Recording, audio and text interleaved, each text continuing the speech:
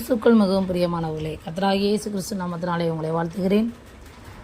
உலகத்திலே பவர்ஃபுல்லான posting America ஜனாதிபதி, யூரோப்பியன் கவுன்சில், வேர்ல்டு எக்கனாமிக். டாப்பாக இருப்பது வாடிகன் தலைவர், 140 கோடி ஜனங்களுக்கு தலைவர். கடைசி காலங்களில் வாடிகன் ரோல் மிகவும் முக்கியமானதாக இருக்கும். அரசியலில் மாற்றம், மத மாற்றம், வியாபார மாற்றம், இந்த வகையான மாற்றங்களெல்லாம் இனி வரும் காலங்களில் காணப்படும். இது குறித்து விரிவான தகவல்களை நம் பிரதர் MD ஜெகன் அவர்கள் இந்த காணொலியில் பேசியிருக்கிறார்கள்.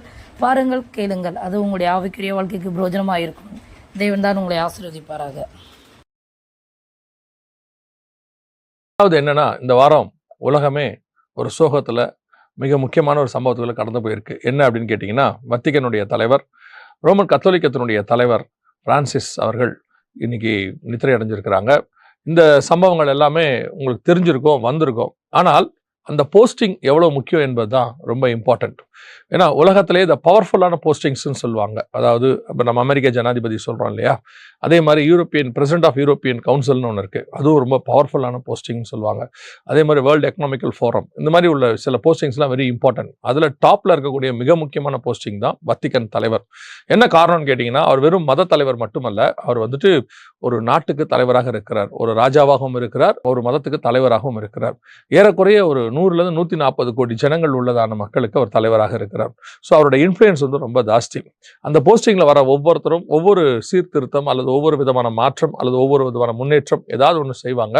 அது ரொம்ப அதில் ஃபேமஸாக போப் ஜான் பால் II இருந்தாங்க, நம்ம எல்லாருக்கும் தெரியும். இப்போ இவங்க கடந்து போயிருக்காங்க. சரி, இந்த நியூஸை நம்ம ஏன் பார்க்குறோம் அப்படின்னு சொல்லி பார்க்கும்பொழுது, கடைசி காலத்தில் இந்த வட்டிகனுடையதான ரோல் மிக முக்கியமான ரோலாக இருக்கும். உலக அரசியல்லையும் சரி, உலக மத ரீதியான சம்பந்தமான காரியங்கள்லையும் சரி, மிக முக்கியமான ஒரு ரோல் வகிக்க போகுது. ஸோ அந்த தலைவராக யார் வராரோ அவருடையதான விஷன் ரொம்ப இம்பார்ட்டன்ட். இப்போ வரக்கூடியவரை அடுத்து செலக்ட் பண்ண போகிறாங்க. இந்த நேற்று நீங்கள் பார்க்கும்போது அவங்க செலக்ட் பண்ணியிருக்கலாம் மேபி. ஸோ இந்த பெட்ரா அப்படின்னு சொல்லக்கூடிய இன்னொரு தலைவரை தான் அவங்க செலக்ட் பண்ணிட்டு இருக்கிறாங்க. ஸோ மேபி அவர் வரலாம். அடுத்த நேற்று வரையில் அதை பற்றி நாங்கள் தெளிவாக சொல்கிறோம். ஆனால் அந்த போஸ்டிங்க்கு வரக்கூடியவர் அடுத்த உலக ராஜ்யத்தை நிர்ணயிக்கக்கூடிய மிக முக்கியமான பர்சனாக இருக்கணும். பைபிள்லையும் வெளிப்படுத்தின விசேஷம் 17ஆம் அதிகாரத்தில் அதை பற்றின விஷயங்கள்லாம் இருக்குது. ஸோ அடுத்து வரக்கூடியதான அந்த தலைவரை பேஸ் பண்ணி ஐரோப்பாவிலையும் சரி, உலக அளவிலும் சரி, மிகப்பெரியதான அரசியல் மாற்றங்களும் மத ரீதியான மாற்றங்களும் நடக்க நிறைய வாய்ப்பு இருக்கிறது. இவரை அப்படிதான் வரப்போகிறவரை உலகம் எதிர்பார்க்குது. ஸோ இதை பற்றின டீட்டெயில்ஸ் அவர் வரும்பொழுது அதை பற்றின காரியங்கள் உங்களுக்கு நேற்று வரையில் அப்டேட் பண்ணுறோம்.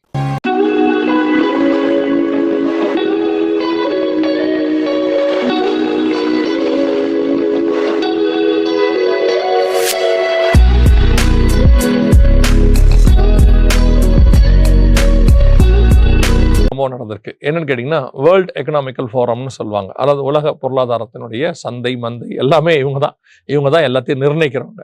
அதை ஸ்தாபிச்சவர் ஒருத்தர் இருக்கிறார், கிளாஸ் ஷவாப் அப்படின்னு சொல்லி, வயசு 88. இப்போ அவர் திடீர்னு ரிசைன் பண்ணியிருக்கிறார். ஏன் ரிசைன் பண்ணார்னு தெரியல. அவர் தான் உருவாக்குனவர். அவர் திடீர்னு, அதுவும் எப்படி போட்டிருக்காங்க அப்படின்னு கேட்டிங்கன்னா, ரிசைன்ஸ் வித் இம்மிடியட் எஃபெக்ட் அப்படின்னு போட்டிருக்கிறாங்க. உடனடியாக என்ன காரணமாக இருக்கும் அப்படின்னு கேட்கும்போது, இந்த வேர்ல்டு எக்கனாமிக்கல் ஃபோரம் வந்து மிக முக்கியமான ஒரு உலக பொருளாதாரத்தை நம்ம பார்க்குற அந்த பொருளாதாரத்தை நிர்ணயிக்கிறவங்களே அவங்க தான் வச்சுக்கோங்களேன். ஸோ அந்த அவங்க ஆட்கள் தலைவர் மாறுறாரு. போப்பையா கடந்து போனாங்க, அவங்க எல்லாருக்கும் தெரியும். ஸோ முதலாக செய்தியாக பார்த்தோம். இப்போ இவர் மாறுறாரு. அதாவது ஒரு மிகப்பெரியதான அரசியல் மாற்றம், மிகப்பெரிய மத மாற்றம், மிகப்பெரிய வியாபார மாற்றம், மூணும் நடக்குது. வெளிப்படுத்தின விசேஷம் 13ஆம் அதிகாரத்தில் நீங்கள் வாசித்து பாருங்க. மத ரீதியான காரியம், அரசியல் ரீதியான காரியம், வியாபார ரீதியான காரியம், 3 நடக்கும். 13:7 ஒரு யுத்தம் பண்ணி உலகத்தை பிடிக்கிறது இருக்கும். 15 மத ரீதியாக பிடிக்கிறது இருக்கும். 16-17 வியாபார ரீதியாக பிடிக்கிறது இருக்கும். இந்த 3 மாற்றமும் இந்த ஒரு வாரத்துக்குள்ள நடக்குது. தலைமை மாறுகிறது. அப்படின்னா ஏதோ ஒரு மிக முக்கியமான ஒரு மாற்றம் உலகளாவிய வருகிறது அப்படின்னு நமக்கு தெரிகிறது. ஸோ இந்த பொருளாதார மாற்றம் வந்து இப்போ எப்படி போயிட்டு இருக்கு அப்படின்னு கேட்டீங்கன்னு சொன்னால், ஒரு எக்கனாமி வந்து முடிஞ்சு அடுத்த எக்கானமி, அதாவது இன்னொன்று சொல்ல போனோம்னா 1930கள் வரைக்கும் யூகேவுடைய, அதாவது இங்கிலாந்துடைய எக்கானமி தான் வேர்ல்டையே ஆளுகை செஞ்சுக்கிட்டு இருந்துச்சு. அது 20ஸ்லேருந்து 30ஸ்குள்ள மிகப்பெரியதான வீழ்ச்சியை சந்திச்சிச்சு. அதோடு கூட யூகே டவுன் ஆயிடுச்சு, 2வது இடத்துக்கு போயிடுச்சு. அமெரிக்கா முதல் இடத்துக்கு வந்துருச்சு. இப்போ அமெரிக்கா மிக மோசமான இடத்துக்கு போயிட்டு இருக்கு. உங்களுக்கு தெரியும் நினைக்கிறேன், ரிச் டேட் புவர் டேட் அப்படின்னு ஒரு புத்தகத்தை எழுதினவர் இருக்கிறாரு.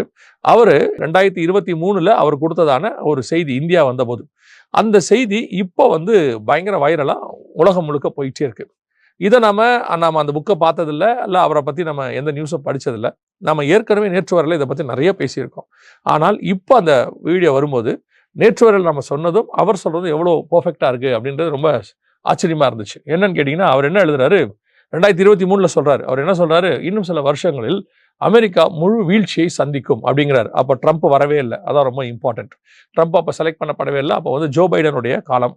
அப்போ அவர் சொல்றாரு, அமெரிக்கா மிகப்பெரிய பொருளாதார வீழ்ச்சியை சந்திக்கும். எந்த அளவுக்குன்னு கேட்டீங்கன்னா, மும்பையை விட மோசமான இடத்திற்கு போகும் அப்படின்னு சொல்றாரு. அது மட்டும் இல்லை, அவர் சொல்றாரு அமெரிக்காவுடைய எக்கானமி, அதாவது அவருடைய டாலர் டிஷ்யூ பேப்பர் அளவுக்கு அது போயிடும். சீனாவுக்குமான அவர் கம்பேரிசனே சைனாவுக்கும் அமெரிக்காவும் தான் பண்றாரு. அதில் அவர் என்ன சொல்றாரு, சைனால நிறைய தங்கம் இருக்கு, அவங்க நோட் அடிச்சாங்கன்னா அவங்க எவ்வளவு தங்கம் நம்ம வச்சிருக்கோமோ அவ்வளோ நம்ம நோட் அடிக்கலாம். அதான் வேர்ல்டு பேங்க்ல நம்ம ஒரு ஃபார்முலான்னு வச்சுக்கோங்களேன். அது ஒரு டேர்ம்ஸ் அண்ட் கண்டிஷன் மாதிரி. நம்மகிட்ட எவ்வளோ தங்கத்தை நம்ம இருக்குன்னு இருப்பு சொல்கிறோமோ அவ்வளோ தூரம் கரன்சி பிரிண்ட் பண்ண முடியும். ஆனால் அமெரிக்கா தங்கிட்ட இருக்கிற தங்கத்தின் கையிருப்பை விட அதிகமாக பிரிண்ட் பண்ணுது. ஸோ அவர் என்ன சொல்றாரு, இது பணவீக்கத்தை கொண்டு வரும், அமெரிக்கா வீழ்ச்சியை ஆகும் அப்படின்னு 2023 சொல்லியிருக்காரு. இப்போ அமெரிக்கா வீழ்ச்சி ஆயிடுச்சு. எந்த அளவுக்கு அப்படின்னு கேட்டிங்கன்னா, உலகத்திலேயே வறுமையான நாடுகள் லிஸ்ட்ல அமெரிக்கா போயிட்டு இருக்கு. பல இடங்கள் கிளீன் பண்ணாமல் ரோடெல்லாம், அமெரிக்காவே நம்ம கிளீனர்ஸ் தானே ரொம்ப சொல்லுவோம், நம்ம அங்கேருந்து இங்கே வரவங்கலாம் எவ்வளோ இதாக சொல்லுவாங்க, எவ்வளோ நீட்டாக இருக்குவாங்க. அமெரிக்கா இப்பொழுது மிக மோசமான இடத்துக்கு போது மிகப்பெரிய வீழ்ச்சியை சந்திக்கிறதாக சொல்லப்படுகிறது. ஸோ இப்போ இந்த எக்கானமி விழும் பொழுது அடுத்தபடியாக இந்த இடத்துக்கு யார் வருவா, ஆட்டோமேட்டிக்காக இன்னொரு எக்கானமி வரணும். அப்போ அந்த இடத்துக்கு யூரோப்பியன் எக்கானமி தான் எழும்பி வரப்போகிறது. நம் கண்களுக்கு முன்பாக இப்போ ஒவ்வொரு காரியமும் அடுத்து வேர்ல்டு மிகப்பெரியதான ஒரு மாற்றத்துக்குள்ள கொண்டு போய் கொண்டே இருக்கிறது. கடைசியாய் ஒரு காரியத்தை நாம் பார்க்க போகிறோம். இது என்ன அப்படின்னு கேட்டீங்கன்னா, தாய்லாந்துல ஏஐ ரோபோகாப் உருவாக்கி இருக்கிறாங்க. அதாவது இந்த ரோபோகாப் அப்படிங்கிறது ஏற்கனவே இருக்கு, அமெரிக்காவில் இருக்கு, துபாயில் ஷாப்பிங் மால்ஸில் இந்த ரோபோகாப் எல்லாம் வச்சு அவங்க பண்ணிட்டு இருந்தாங்க. ஆனால் இது ஏஐ ரோபோகாப். ரோபோகாப்புக்கும் ஏஐ ரோபோகாப்புக்கும் என்ன வித்தியாசம்? ஒரு 2 நேற்று வரைக்கும் முன்னாடி நீங்கள் பார்த்துருந்தீங்கன்னா உங்களுக்கு தெரிஞ்சிருக்கும். அதாவது ரோபோ என்பது இயந்திர மனிதன், ஏஐ என்பது ஆர்டிஃபிஷியல் இன்டெலிஜென்ஸ். இந்த இயந்திர மனிதனுக்கு செயற்கை நுண்ணறிவை நினைக்கும் போது ஸோ அது ரெண்டும் இணைந்ததாக ஒரு அடுத்த வேர்ஷன், அடுத்து மனுஷன் மிஷினாக, அதே நேரத்தில் அவன் மனுஷனாகவும் இருக்கணும். அந்த மாதிரி இருந்தால் எப்படி இருக்கும் அப்படின்னு சொல்லி, இது மாதிரி பார்த்தீங்கன்னா ஒரு 20-30 வருஷங்களாகவே ஹாலிவுட்டில் இந்த மாதிரி படங்களெல்லாம் அவங்க எடுத்து, அல்லது கதைகள், காமிக்ஸ் எல்லாத்துலேயும் இது கொண்டாந்துருவாங்க. ஏன் அப்படின்னு கேட்டிங்கன்னா, அவங்க அது வழியாக மனுஷனை ரெடி பண்ணுவாங்க. அதாவது தாங்கள் செய்ய போகிறத மனுஷர்களுக்கு சொல்லி அதை அவங்க அப்படியே ரெடி பண்ணிக்கிட்டே வருவாங்க. இந்த ரோபோகாப்பெல்லாம் ஒரு 20 வருஷத்துக்கு முன்னாடியே அவங்க இம்ப்ளிமெண்ட் பண்ணிட்டாங்க மூவிஸில், அப்புறம் காமிக்ஸில், பிள்ளைகளுடைய மைண்ட்லலாம் கொண்டு ஏற்றிட்டாங்க. இப்போ அந்த ரோபோகாப்போட ஆர்டிஃபிஷியல் இன்டெலிஜென்ஸை இணைக்கிற வேலை நடந்துருச்சு. இப்போ நான் ஒரு தடவை அமெரிக்காவுக்கு ஒரு ஊழியத்துக்கு போயிருந்த போது அங்கே இருக்கிற ஒருத்தர் எங்கிட்ட சொன்னது, அமெரிக்காவில் சில விஷயங்கள் ஒரு 50 years அட்வான்ஸ் பண்ணி வச்சுருக்காங்க, அது வெளியே தெரியாது. அவங்க அட்வான்ஸ் பண்ணதை தான் என்ன பண்ணுவாங்கன்னா கொஞ்சம் கொஞ்சமாக நம்ம மைண்டில் ஏற்றுவாங்க. ஏன்னா நம்மளுடைய மைண்ட் உடனே அதை ஏற்றுக்கொள்ளாது இல்லையா? அதை கொஞ்சம் கொஞ்சமாக மூவிஸ் வழியாக, டிவி வழியாக, மீடியா வழியாக அப்படியே கொஞ்சம் கொஞ்சமாக அது கதையாவோ அல்லது கற்பனை கதைன்ற மாதிரி சொல்லிக்கிட்டே வருவாங்க. ஒரு நாள் அது நிஜமாக இருக்கும். மக்கள் என்ன நினைப்பாங்கன்னா, ஒரு நாள் இதெல்லாம் கற்பனையாக இருந்துச்சு, பாருங்க இன்னைக்கு அது அப்படியே நிஜமாயிருச்சுன்னு. இதே மாதிரி தான் 1980s கம்ப்யூட்டர்ஸை பற்றி இருக்கும்.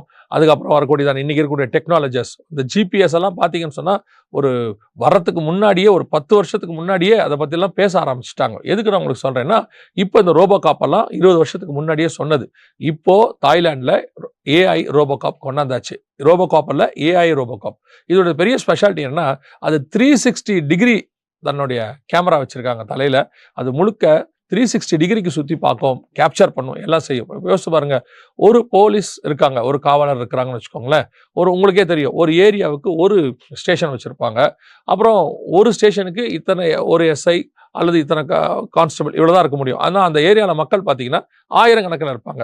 இவ்வளோ பேருக்கும் ஒரு 10 பேர் 20 பேர் அப்படி வச்சுருப்பாங்க. ஆனால் இந்த ஒரு ஆளை வச்சு டோட்டல் அந்த ஏரியாவையே நீங்கள் என்ன பண்ணி கண்காணிக்க முடியும். ட்ரோன் டெக்னாலஜியை வச்சும் பண்ண முடியும். ஸோ இப்போ முழுவதுமாக ஜனங்களை 100% கண்காணிக்கக்கூடிய, வெளிப்படுத்தல் 13:15 சொன்ன காண்கிற, பேசுகிற, உணர்கிற அந்த ஆவியை உடையதான அந்த மிருகம் எழும்பியிருக்கு. இதில் ஒரு கருத்து என்ன இருக்குன்னு கேட்டிங்கன்னா, அடுத்து உருவாக்கக்கூடியதான ஒரு நம்ம சொல்கிறோம் அந்தி கிறிஸ்து அப்படின்லாம் சொல்கிறோம் இல்லையா, அந்த கான்செப்டே ஏஐயோட கம்ப்யூட்டரைஸோட மனுஷனாகவும் கலந்த மாதிரி இருக்கும். மனுஷனும் இந்த இயந்திரமும் கலந்த ஏஐ கலந்த ஆட்களாக இருக்கும். ஏன்னா இப்போ சமீபத்தில் அதை மாதிரி செய்திகள் நிறைய வர தொடங்கி இருக்கிறது. ஸோ அதுவாகவும் இருக்கும் அப்படின்னு சொல்றாங்க. எது எப்படியோ வேதம் சொன்ன காலம் நம் கண்களுக்கு முன்பாக சொன்ன டெக்னாலஜிஸ் எல்லாமே துல்லியமாக நிறைவேறி கொண்டிருக்கிறது. ஒன்று மட்டும் நான் உங்களுக்கு தெளிவாய் சொல்லுகிறேன், நாம் கடைசி காலத்தில் இருக்கிறோம். இன்னும் கடைசி காலம் இல்லை அப்படிங்கிற ஒரு உணர்வு உங்களுக்கு வரல அப்படின்னு சொன்னா நீங்க இங்கேயோ ஒரு இடத்துல மிஸ்டேக் பண்றீங்க அப்படின்னு அர்த்தம். ஆவிக்குரிய வாழ்க்கையில நமக்கு இதெல்லாம் எதுக்காக சொல்லப்படுது, அடையாளங்கள்லாம் எதுக்கு சொல்லப்படுதுன்னா ஆயத்தப்படுவதற்கு மட்டும்தான், வேற எதுக்குமே இல்லை. ஆண்டவர் வெகு சீக்கிரத்தில் வரப்போகிறார். ஆயத்தமாகவும் ஒரு கூட்டத்தை ஆயத்தப்படுத்துவோம். God bless you.